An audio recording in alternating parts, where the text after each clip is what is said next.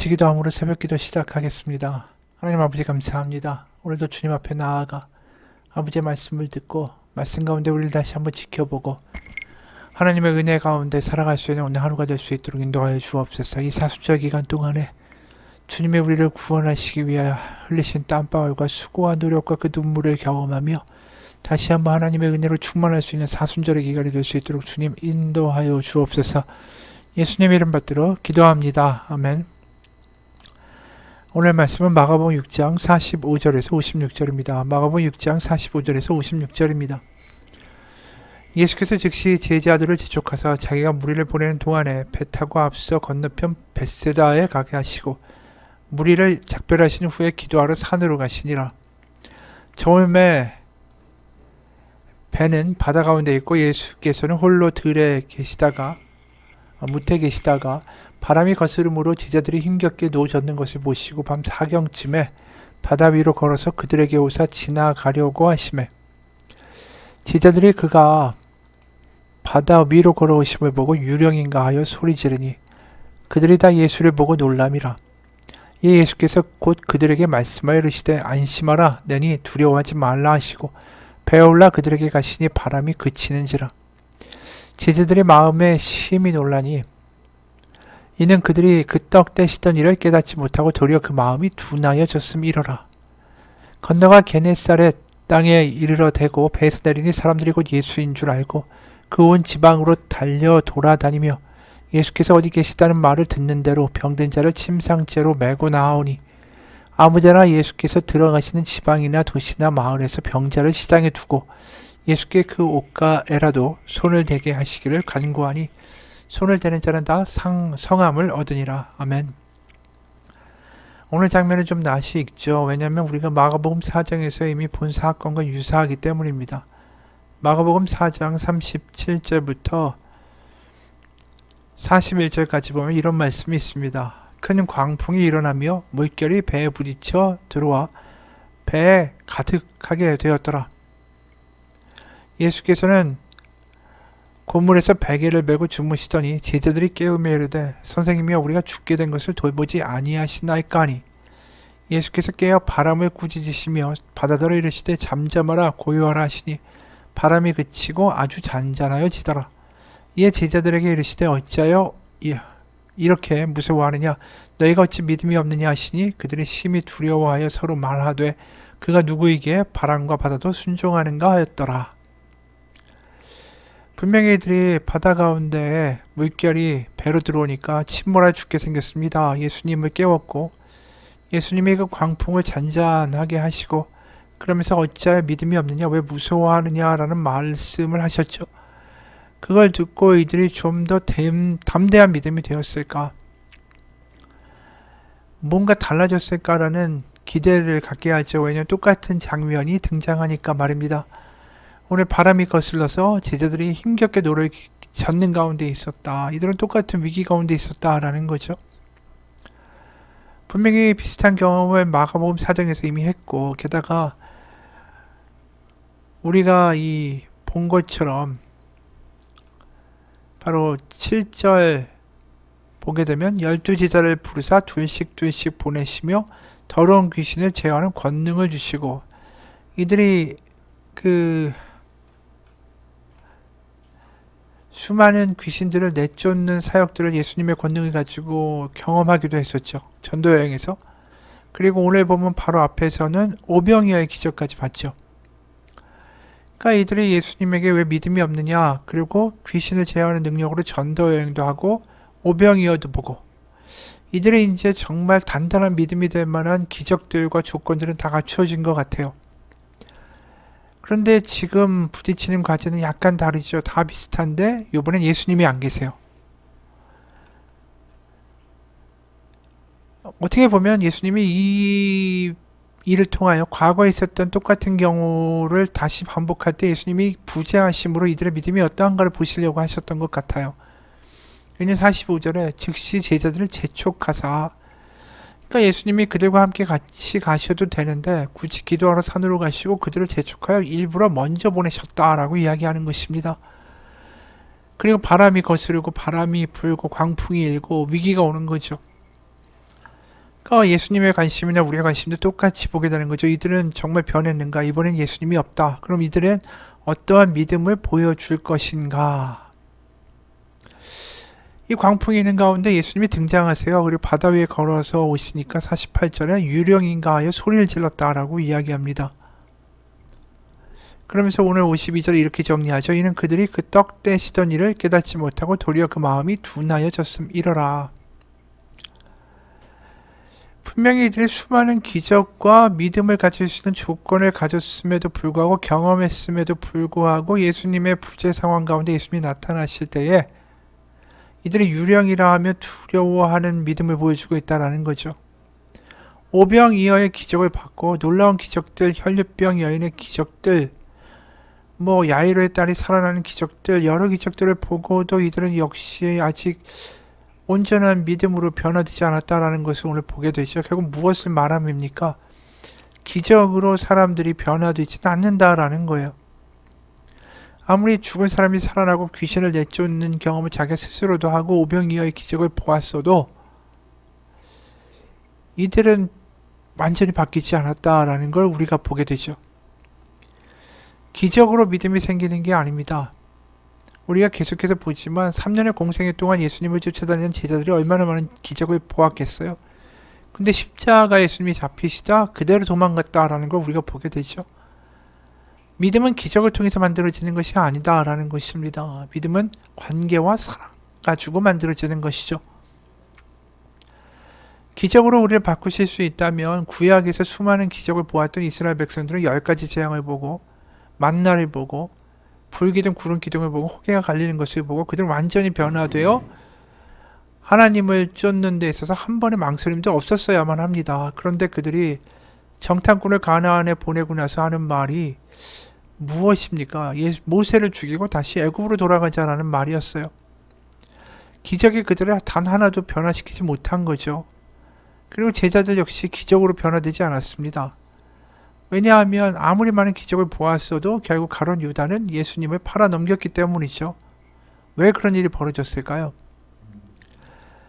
그들에게 기적은 자신들에게 도움이 되는 것을 베풀어 주는 것입니다. 다시 말해서 이 기적을 보면서 그들은 자신들의 이익을 생각한 거죠. 결국 자신들이 메시아가 이 땅 가운데 왕국을 세우시면 그 자리에 그 왕국에서 한 자리를 하겠다라는 미래를 꿈꾸게 한 것뿐입니다. 기적이 일어나면 일어날수록 무슨 확신을 갖냐 하면 맞다, 메시아가 드디어 왕국을 세우실 것이다.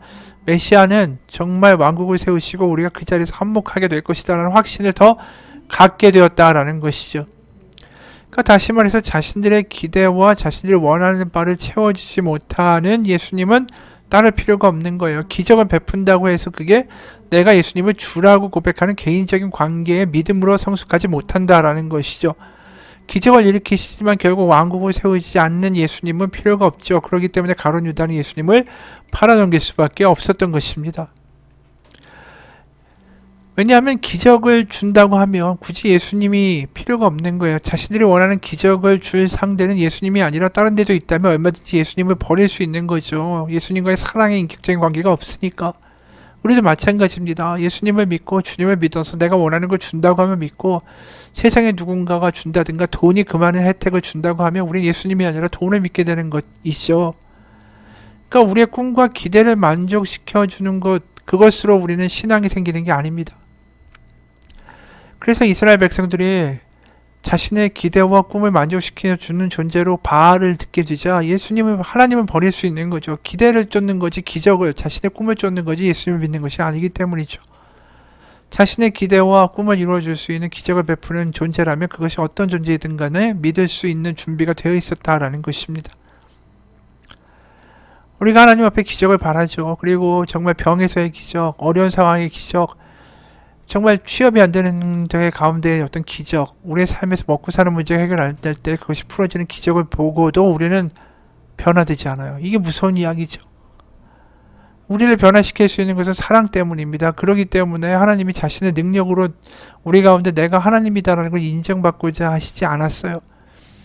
그래서 예수님이 돌을 떡으로 만드는 기적을 행해 보십시오. 성전에서 뛰어내려 보십시오. 그래서 세상 가운데 인정받으라는 그 기적을 통해서 인정받으라는 마귀의 유혹을 다 물리치시죠. 왜냐하면 기적으로 우리를 바꿀 수 없는 것을 아시기 때문이죠.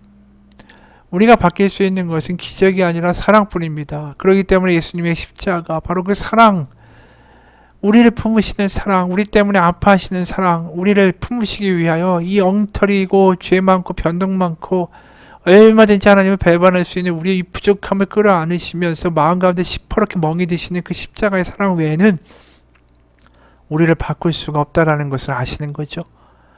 그래서 이스라엘에게도 수많은 기적을 베푸셨지만 더 중요한 건 우리가 하나님의 기적에 집중하는 게 아니라 이스라엘이 그렇게 하나님을 실망시켰는데도 불구하고 하나님은 이스라엘을 포기하지 않으셨다라는 것을 우리는 더 놀라운 것으로 받아들여야 되는 것입니다. 구약을 보면서 신약을 보면서 우리는 하나님이 고치셨다. 그러니 나도 고쳐주옵소서. 예수님이 고치셨다. 나도 똑같은 역사가 있길 원합니다. 여기에 집중하는 것이 아니라 얼마든지 배신하고 떠나버리는 그들을 끝까지 사랑하셨다. 끝까지 사랑하셨다. 이것이 나에게 눈에 보이는 은혜가 되기를 원합니다. 그래서 금송아지 사건 이후에도 이 여호와가 자신을 직접 이렇게 말씀하시죠. 출애굽기 34장 6절. 여호와라 여호와라 자비롭고 은혜롭고 노하기를 더디하고 인자와 진실이 많은 하나님이라. 여기서 이런 얘기 안 하세요. 여호와라 여호와라 나는 능력이 무한하고 천지를 만들었고 모든 것들을 생기게 할 수 있고 없애게도 할 수 있고 말로도 모든 것들을 창조하는 능력의 신이다. 이렇게 얘기하지 않으시죠. 자신을 정의하실 때 자비롭고 은혜롭고 노하기를 더디하고 인자와 진실이 많은 하나님이라 이렇게 얘기하세요. 이게 결국은 배신할 제자들을 그 몇 시간 있으면 예수님 모른다라고 도망갈 제자들의 발을 끝까지 닦여주시고 베드로와 유다의 발까지 닦여주시는 예수님의 사랑의 모습이라는 거죠. 요한복음 13장 1절 6월절 전에 예수께서 자기가 세상을 떠나 아버지께로 돌아가실 때가 이른 줄 아시고 세상에 있는 자기 사람들을 사랑하실 때 끝까지 사랑하시니라. 이게 사람을 바꿀 수 있는 거예요. 제자들이 3년의 공생애 동안 변화되지 않았지만 그들이 아마 이제 사도행전에서 수많은 기적을 베풀지만 그럼에도 불구하고 그들이 핍박을 당하고 순교를 당하는 어처구니 없는 일들이 발생할 때에 기적이나 환란에 그들의 믿음이 꺾이지 않았던 이유는 뭐냐 하면 끝까지 사랑하셨다라는 사랑의 관계가 예수님과 맺어졌기 때문이죠. 만약 제자들에게 예수님이 부활하시고 승천하신 이후에 당신의 삶에서 3년의 공생애 동안 가장 기억에 남는 일이 무엇입니까? 라고 물으면 그들은 아마 주저없이 세족식의 장면을 떠올릴 거예요. 오병이어 나사로가 살아나는 장면, 변화산의 장면, 이게 중요한 게 아닙니다. 자신들이 그렇게 얄팍한 신앙을 가지고 예수님을 이용하려고 했음에도 불구하고 끝까지 이용당해 주시며 그 얄팍한 그들의 마음의 실수가 다 보이는데도 불구하고 가증스럽거나 증오스럽다 말씀하지 아니하시고 그들의 발을 닦아주시는 예수님의 사랑, 그게 그들이 순교를 하고 그들이 누구를 살려도 그들은 거꾸로 환난과 고난을 겪는 어처구니 없는 일들이 발생해도 하나님을 떠나지 않는 이유가 되는 거예요.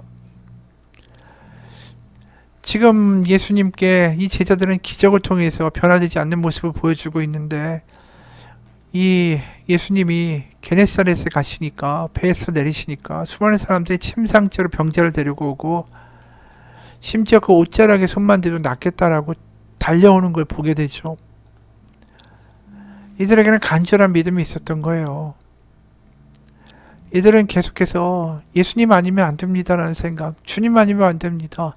주님만이 우리의 소망입니다라는 그 마음을 가지고 옷자락이라도 손을 대려고 했는데 제자들은 예수님 옆에 그렇게 붙어 다니면서 계속해서 그 간절함, 예수님 없이는 나는 안 됩니다라는 생각이 아니라 예수님을 통해서 높은 자리에 앉겠다라는 생각밖에 없는 거죠. 여러분, 우리가 믿음을 제대로 갖기 위해서는 예수님과의 인격적인 관계가 필요하고 사랑의 관계가 필요하고 사랑의 관계가 맺어지려면 내 주제 파악하는 게 되게 중요해요.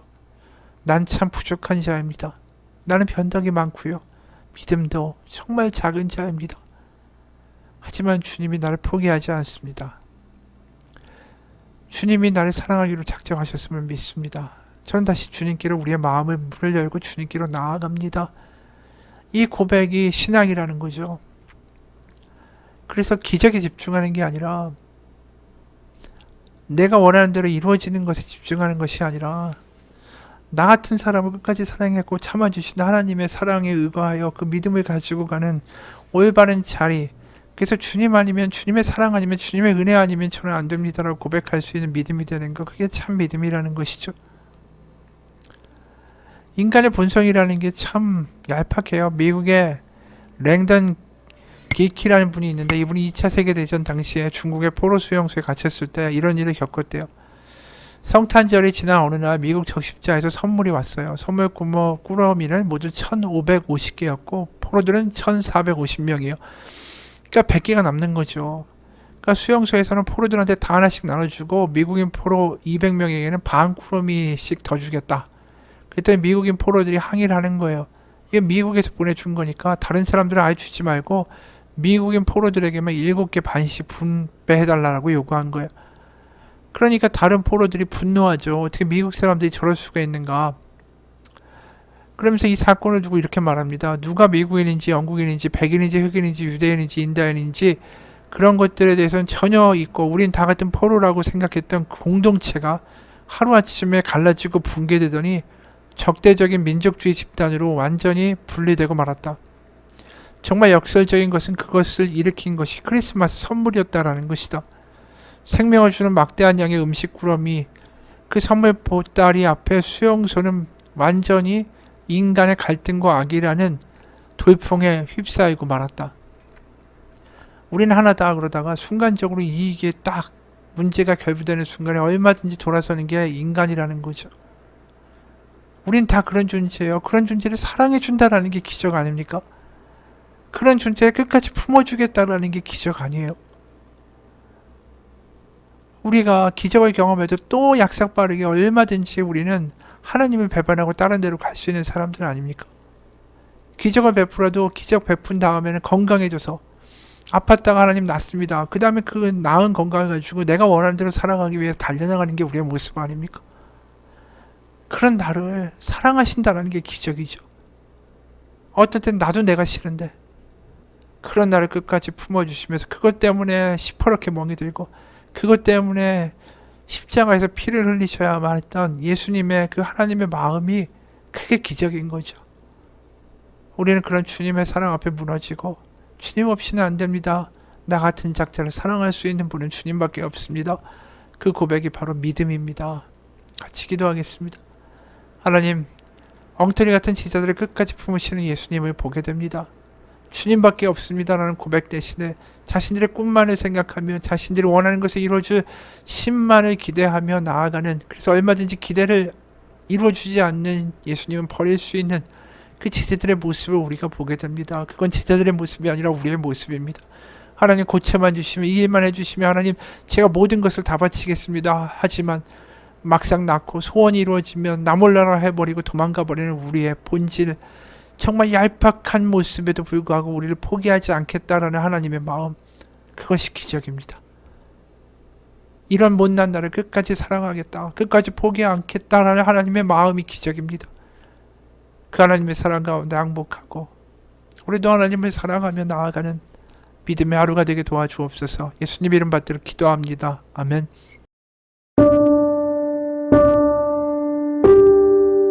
you.